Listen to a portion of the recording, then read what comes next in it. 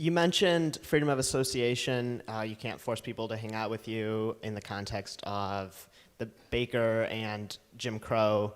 But I also know that the Civil Rights Act of 1964 bans race-based discrimination. And I think you would say that that is totally immoral, and I would agree that it's immoral and unacceptable and against the capitalist interests of a business owner. However, what do you think the law should be, and how is that consistent with your opinion on freedom of association? So I'm perfectly consistent on this. I don't think the law has any role whatsoever in banning race-based discrimination by private actors. I know that's controversial. It shouldn't be controversial in the sense that I think a lot of things are evil and people engage in evil things every day that I think the government has no business in regulating. I mentioned, for example, decriminalization of marijuana. I am not a fan of marijuana. People who smoke marijuana irritate me. It smells terrible and you're wasting your life.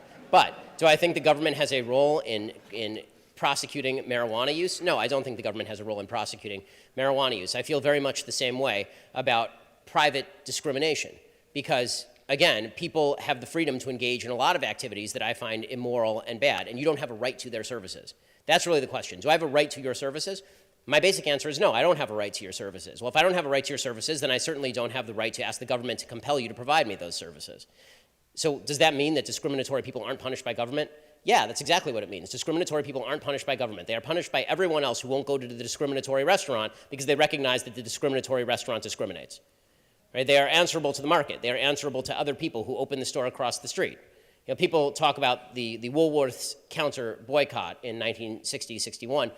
James Meredith, black folks walking into the counter at Woolworths and sitting themselves down and being just physically harmed, physically hurt by racist white people.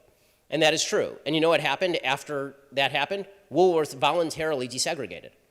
Woolworths said, we are going to desegregate because we don't like the bad press, we don't like this, we're going to desegregate. The truth is that companies in the South, including many of the bus companies, wanted to desegregate, but were not allowed to by Jim Crow laws that were on the books. What was great and wonderful about the Civil Rights Act is that it got rid of state-based discrimination.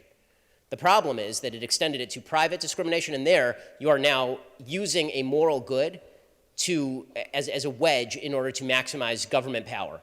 And this is where I say, like, this is where the sort of Aristotelian notion of government goes wrong. Right? Aristotle famously suggests, well, really Plato. Aristotle's more of a Republican, but Plato suggests the idea of a philosopher king, as in small r Republican, not big R. Plato suggests the idea of a philosopher king, and he suggests that a philosopher king would be the best king, presumably because he'd be able to use all of his power for all of the good things at his disposal. Right, that's true. But I don't believe that there is such a thing as a philosopher king. I believe like the founders did. Men are not angels, men are not devils, men are men. And that means that granting them a power means you also have to recognize that that power can then be turned for something you don't like. So does it sound great, the government banning discrimination on the basis of race? Yeah, that sounds pretty fantastic. It does.